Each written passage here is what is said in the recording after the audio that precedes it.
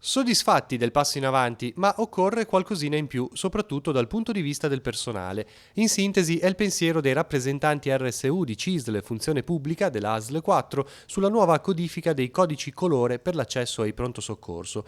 Un parere conforme con quanto detto dalle associazioni sindacali di medici e infermieri a livello nazionale.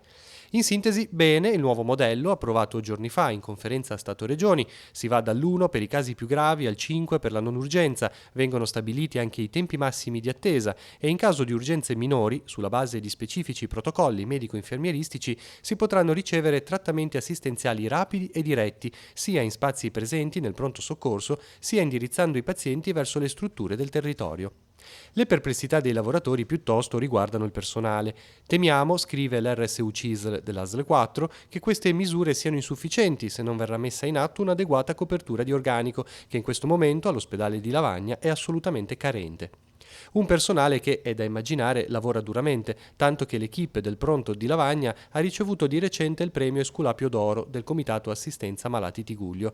La buona notizia, prosegue le CISL Funzione Pubblica, è che la Regione Liguria ha concesso il nulla osta a nuove assunzioni, motivo per cui abbiamo buone speranze che il personale venga sostenuto in maniera più adeguata.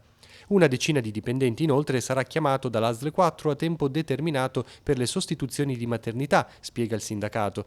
Questo è visto come un ottimo passo avanti e nel solco di un nuovo e proficuo processo di collaborazione e sensibilità reciproca.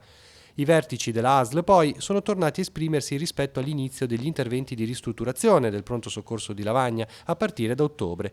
Ci saranno disagi, ma, spiega CISL in conclusione, guardiamo con favore a questo rinnovamento, perché oggi gli spazi disponibili non sono più idonei ad ospitare in maniera decorosa tutta l'utenza che si rivolge alla nostra struttura.